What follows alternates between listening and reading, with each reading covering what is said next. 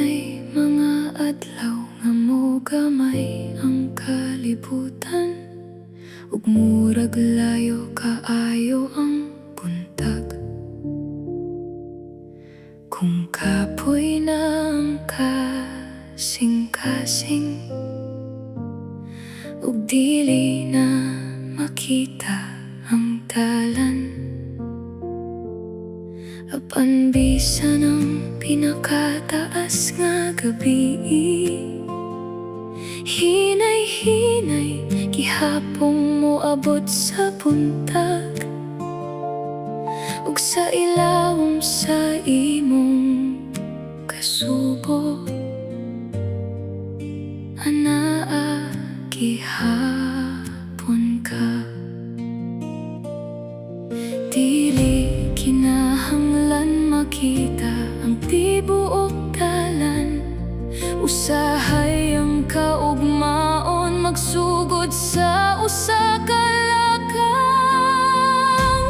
Pagkaisog sa pagsugod, bisan gamay bisan din hilang, usa ka ginhawa padulong sa buntag, usa ka lakang gikan diin ka karon. Pagkaisog sa pagsugod, bisan wala pa ang tanang tubag, adunay naghulat kanimo. Ug kana nga tawo, ikaw, naghulat ako kanimo, makaabot ra ka dinhi.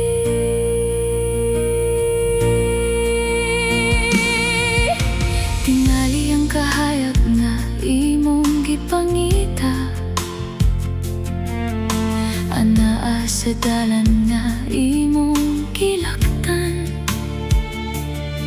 ug ang matag samad nga imong gidala,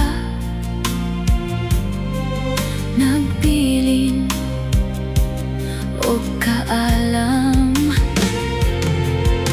Usahay sakit ang pagtubo sa dili pa makita ang bagong mitungha, usa ka gamay nga lihok padulong sa kinabuhi, mahimong sinugdanan sa dalan pauli. Pagkaisog sa pagsugod, bisan gamay bisan din hilang, usa ka ginhawa padulong sa buntag, usa ka lakang gikan diin ka karon. Pagkaisog sa pagsugod, bisan wala pa ang tanang tubag, adunay naghulat kanimo. Ug kana nga tawo, ikaw, hunahuna nga maabli ang pultahan, ug mosulod ang imong kaugmaong kaugalingon. Mulingkod siya tupad kanimo, ug hinay nga moingon. Nahinumdum ko niining adlaw, wala pa nimo ako makita, apan aniya na ako. Ang matag lakang nimo sa kangit-ngit, nagdala kanimo dinhi. Nagkalampas ka sa labaw pa, kaysa imong gihuna-huna nga kaya.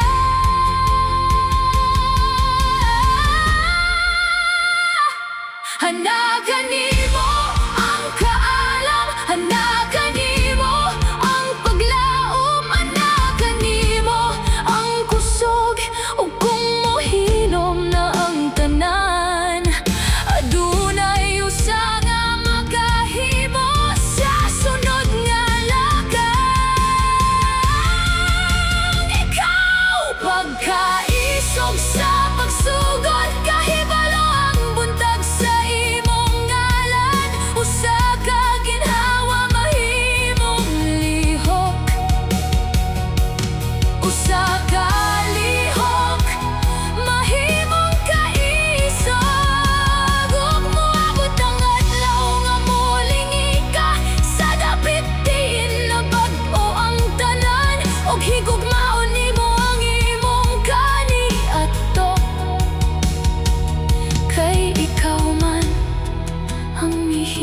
sa unang lakang. Pagkaisog sa pagsugod, nagtugod iyang kinabuhi nga mula hiuban kanimo.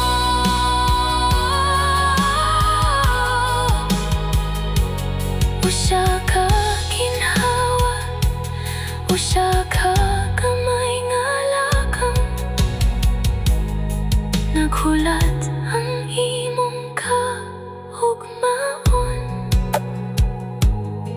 ug nagaingon, dali dinhi kita magsugod.